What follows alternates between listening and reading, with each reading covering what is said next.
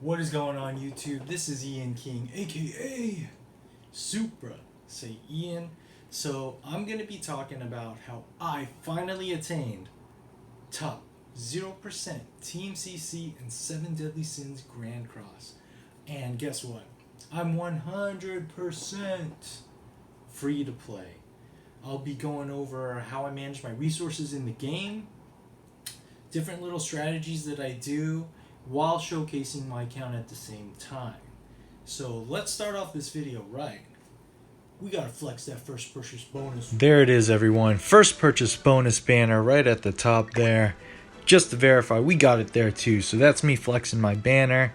In today's video, I'm going to be really kind of showing my Team CC, my box CC, talking a little bit about the coin shop, Knighthood boss, PvP, training cave, couple summoning tips, and I'm going to be purchasing the Malevolent Knight costumes, which is tomorrow, so I'm kind of pre-recording this a little bit, and then I'll be talking about the next steps on what I plan on doing to improve my account, and hopefully with the tips that you guys get from this video, it'll help you guys out with your free-to-play accounts as well. My registered CC in my Knighthood is 174k.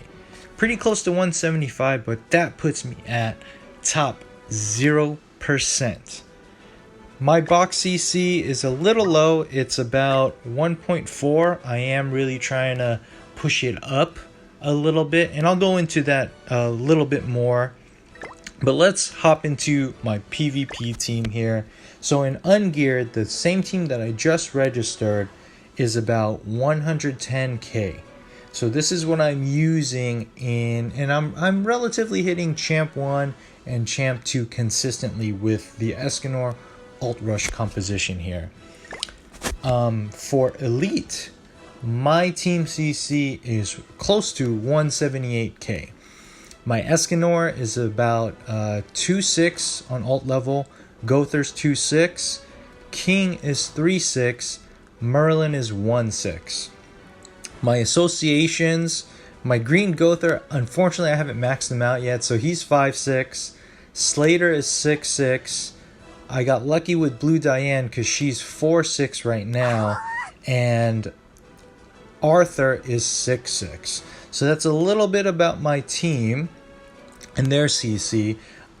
My approach when I entered this game was I looked at the different compositions in PvP. I'm more PvP based as a player. Like, I enjoy PvP, and it's hard because PvP in this game, it's honestly meant for whales, right?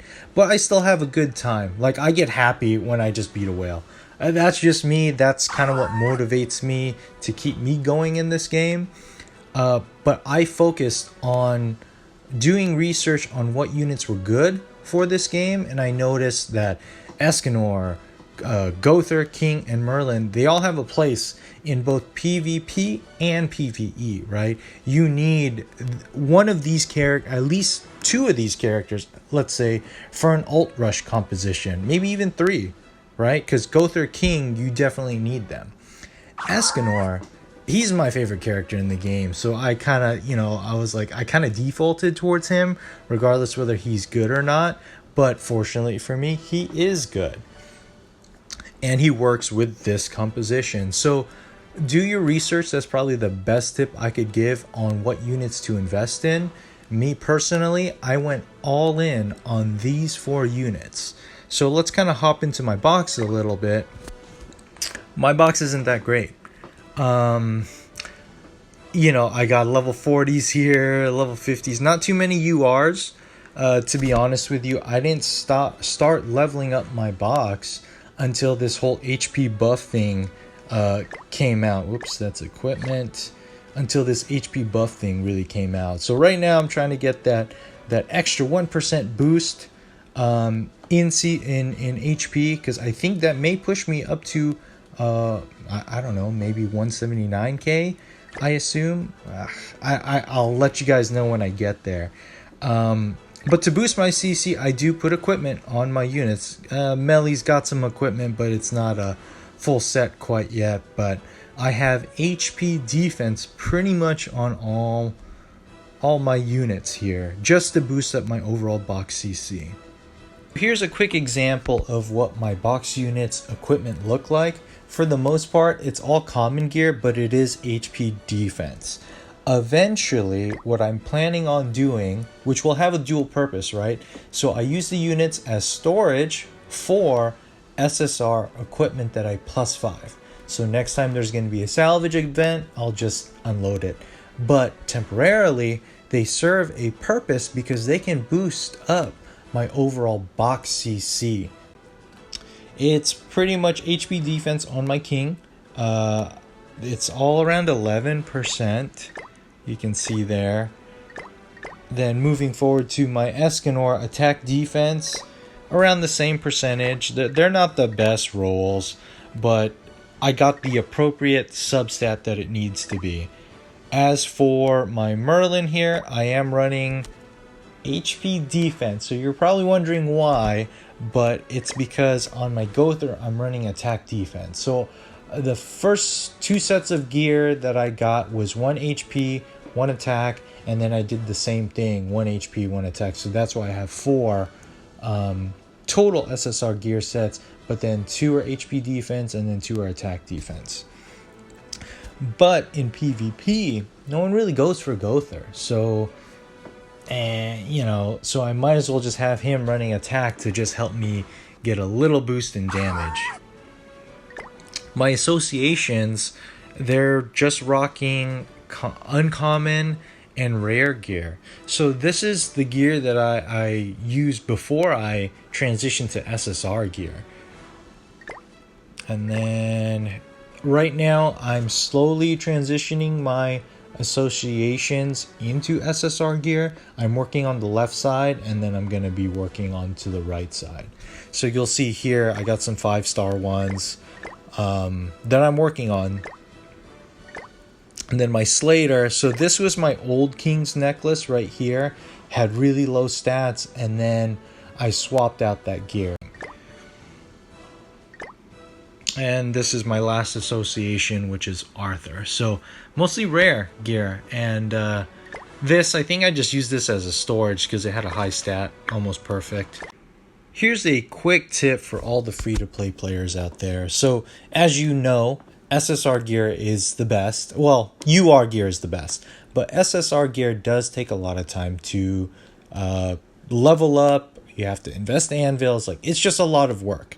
If you actually invest into either common, uncommon, or rare gear, it's not that much of a difference, and it only requires gold. So here's an example.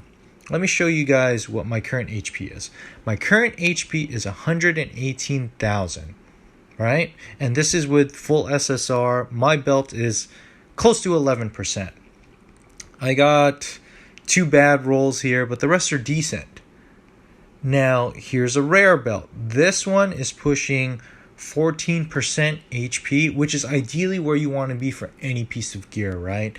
And then if you want, I guess you can perfect these, but it's going to require a lot of time and a lot of gold. I got everything to around 2.7, and then I was okay with it. So as I mentioned, 118k. I'm going to pop on this rare, 111k. That's not much of a difference considering the time it's going to take to get all those awakening stones on an SSR piece. And number one, you're not going to be leveling up low level stat SSR pieces. You're really trying to find high ones. So, if you think of that holistically, it's going to take a long time to do that. But to start off, I 100% recommend either leveling up common, uncommon, or rare. Let's talk a little bit about the coin shop and friendship coins because they kind of go hand in hand. Obviously, the platinum coin shop, most people generally just buy units that they don't have. Me, I'm kind of hyper focusing on the 4 units that I just talked about, Merlin, Gother, and King. My goal is to 6-6 them. So I'm doing everything I can to 6-6 them. And the way I'm doing that is I'm literally taking silver coins, converting it to gold, then gold converting to plat. And not too many people do that, and a lot of people will disagree with me converting silver into gold. So mathematically speaking, you could get more stamp pots out of using the silver coins because it's one stamp pot per silver coin, and then it's 20 silver coins for a gold. To me, my ultimate goal is to 6-6. Getting more stamina doesn't help me achieve that goal. Getting more stamina does translate to more resources, gold, maximizing, these gold events, which can translate to gear and whatnot. So from, depending on your goal, if your goal is to max alt levels on units, do not use your silver coins for stamp pots, because that doesn't help you achieve that. However, if you're trying to maximize just overall increasing your box and getting more gear, then yeah, invest in silver coins to stamp pots, because that will help you maximize those events and help you get there faster. But the way that I view it, I am free to play. I don't get many silver coins, I don't get many gold, I don't get many platinum coins. So coin conversion to me is a little bit more important in achieving higher ultimate levels, which will then boost my ungeared team CC. Because I'm struggling just to maintain champ 2, champ 1, right? So how do I do that without hyper-focusing on units? I want first turn. That's my goal. I mean, obviously whales will still, out CC you, but I'm trying to stay afloat there, and I've been staying afloat. So that's what's working for me. And logically speaking, you could get stamp pots every day just through friendship coins. So you can, if you're level 70 and you have a max list, which is 39, and you click send all, you get 20 friendship coins per person that you sent it to. 39 times 20 is 780.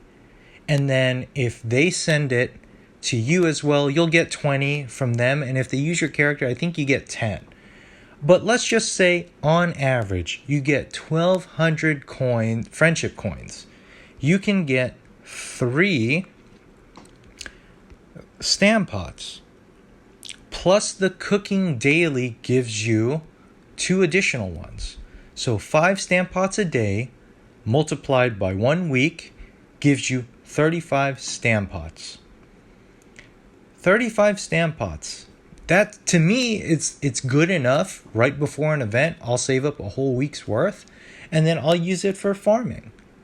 And let's just say, I average, I'll salvage a bunch of stuff, and then let's say on a book event, so I don't average as high as other players.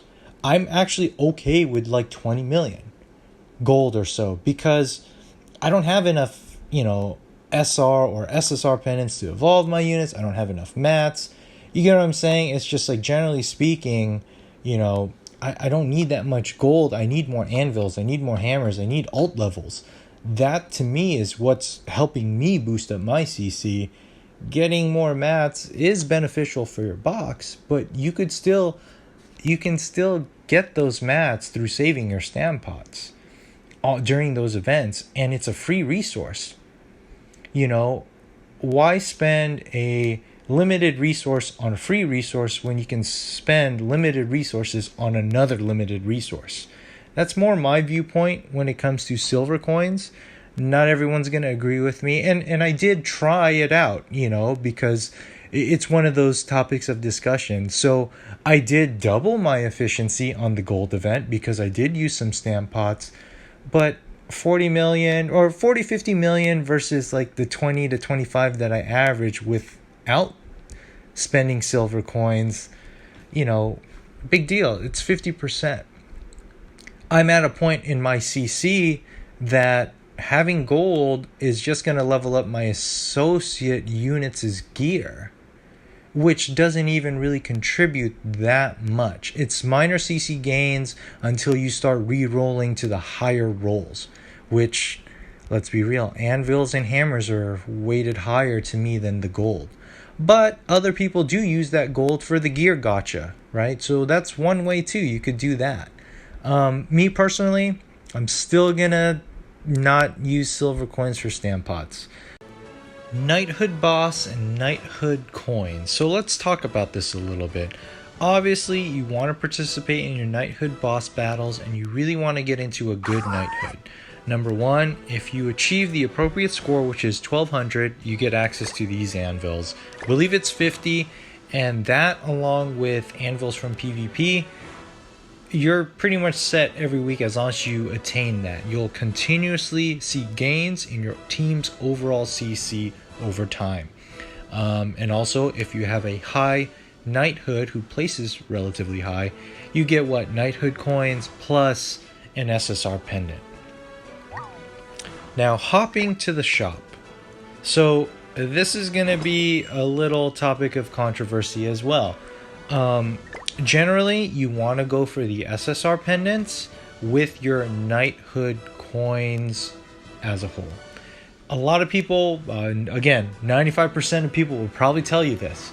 However, me, because I'm noticing that SR pendants are a little bit more rare compared to SSR pendants, in my humble opinion, I'm actually going to start investing into SR pendants.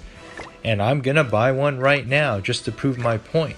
So with all the events that come out, growth events, all bingo events, all this stuff that the game releases, there's always SSR pendants there, right? I mean, you get SSR pendants more frequently, in my opinion, versus SR pendants. So in order to UR and SR unit, so let's just say from SSR to UR, it requires 10 SR pendants. Now, they only cost 80 in the shop, so I can purchase that every day. So I can get 7 a week and still get an SSR pendant from my knighthood. Let's talk a little bit about PvP as a whole. So my recommendation, 100%, if you are free to play, you really need to focus on ungeared PvP. If you can manage to at least hit champ, you get about 50 diamonds per week. And as you know, as a free-to-play player, we're very limited on how many diamonds we can actually get, right?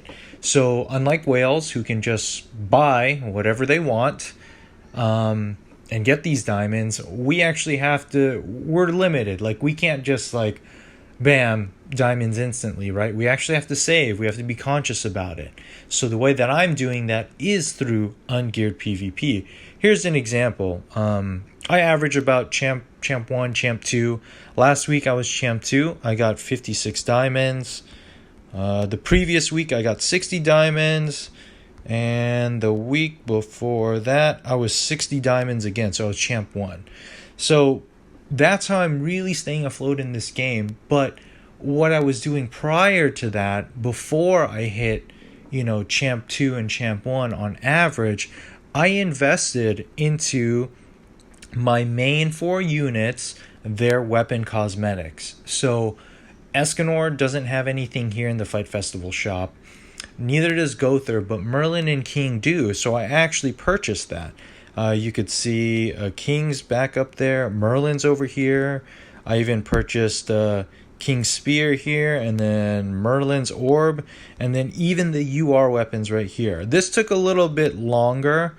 I was pretty much using Coin Festival food, either in elite or ungeared. I think I focused more on the elite side because I had more success gaining coins that way. But once you've already purchased that, the next step is to really get these anvils right here. This is what's helping me get those high CC gains. I guess generally speaking, this is what's helping me gain higher CC as a whole on my team. And I'm able to, because of the frequency that I'm getting these anvils, right? So I'm getting all these every week. I'm able to progress each week, even if it's just by little. The point is to continuously progress further. training cave. So this is pretty crucial because if you're in the upper mid-level to high level, the hammers that you have access to here is really what's going to set you up, for that end game, right? So unlike anvils, the hammers pretty much improve once you've already got the desired substat you want on a piece of gear. My recommendation, for example, for attack, defense, and HP, if that substat is at least 2.5%, go ahead and use a hammer, because the hammer, sometimes you might only get 0.1% of improvement on that substat. So imagine if you did that on a 1%. Are you going to be happy wasting a hammer on 1.1% versus going from 2.5 to 2.6? Because anything above 2.5 for HP, defense, and attack, that's pretty good. Like, I'm just going to leave it right there. Let me talk a little bit. If you look towards the right side of the screen, you're going to see that I've completed 9 level 3 crystals and 2 mirror matches. I'm actually on the 3rd mirror match, but I'm falling a little bit short with my current box. Honestly, throughout the entire process of Training Cave, I'm really under CC. As you can see here, enemy CC 88,000. If I recall correctly, I believe it's 90,000. I believe it's 90,000 for each level 3. With that being said, I'm still able to complete all nine levels plus the mirror matches. I'm just falling short on that 3rd one, right? So let me show a little bit of what my units look like that I'm taking in. So majority of them, I have a couple that are 80, so I kind of save them for various matches, because I need at least one level 80 to fight these matches, right? And then as you keep scrolling down, you'll see me just use level 60s. I have a couple level 50s in there. I'm even using level 40s for their passives, because they're just going to be hanging out in the back, and I don't care if I die, because I'll rely either on 1 or 2 units to really carry me through pretty much each level 3 crystal, right? And right now I don't have strong enough red units to really complete this mirror match, so this is something that I'm falling short on. And I do use food, and sometimes I even have to retry these stages. It's at a point where my CC is that low that if I don't get the right RNG and get the desired cards that I need at that particular moment, I pretty much am done, and I'll have to redo that stage. So don't get discouraged by that. Regardless of your CC, just try to find a character combination that really works, because you should really be shooting for those level 3 crystals, because they give you anvils and hammers. I mean, each time you complete one, you have a chance of getting those hammers. So just be mindful of that and keep on chugging along on that. Summoning. So here's my 2 cents on it, right? I only pull under the following conditions. Number 1, it's a step-up banner, because I'm looking at all this free stuff that you can get when you pull on a step-up banner. Next, the reason why I pull on step-up banners, even if I don't do the full rotation, let's be real, the first step is always 30 diamonds, and the second step is 1 diamond. That's 100% value right there. Even if you don't want the units, I still summon for the coins. But in order for me to really make that determination of me going ham on a banner, like I'm going to do a couple rotations. For example, this Lilia banner, I originally wasn't going to pull, but then I went into the rates here. I saw a minimum of 3 characters that I want. Here, Blue Lilia, Blue Demon Meliodas. Honestly, I want Helbram too. More Helbram copies.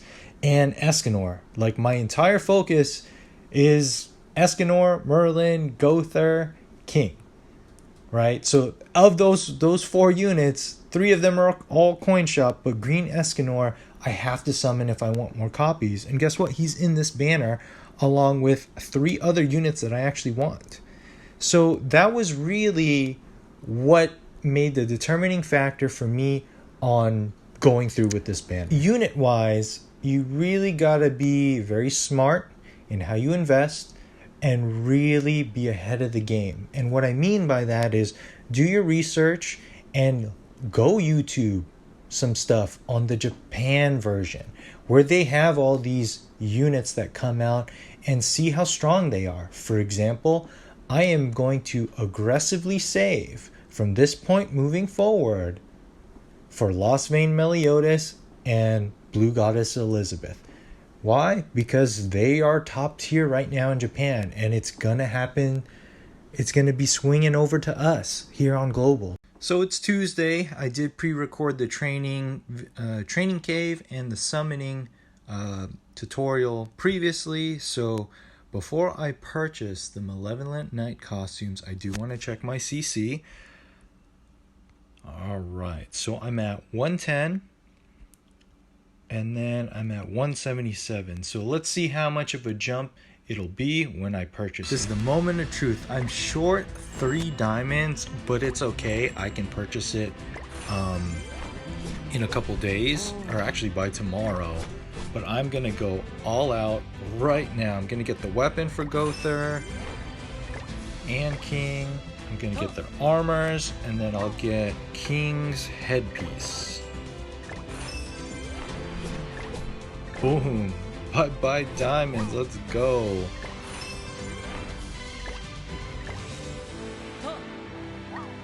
And then the headpiece. Bam. Alright, I'll be back. I have all UR for the most part, except the weapons here, headpieces, all that. And I like to mix and match pieces just to give me a more unique look on my characters. That's just me, right? Gother, same thing. For the most part, all you are, except one weapon, and then you are on the headpieces. So that's why I'm not pushing too hard to get Gother's cosmetic for that headpiece, but I'm going to get it just for collection purposes. So I splurge a little bit because I only focus on 4 characters. But let's go ahead and see the CC difference. So previously, my ungeared was 110, 790. I've increased it 361. And then for geared, I was previously 177, 660. And now I've increased it 466. For me, that's quite substantial as you start moving up higher and higher. Little CC boosts like that make a huge difference. Anyways, that's going to do it for this video. But before we leave, you know what time it is. We got to flex that banner. Where's that banner at? Where's that banner? Right there. First purchase bonus. So I want to thank you guys all for watching. I know this was quite a long video and quite a long showcase. But if you guys do like this content, please show me some love. Hit that like and hit that subscribe button. Until we meet again, peace.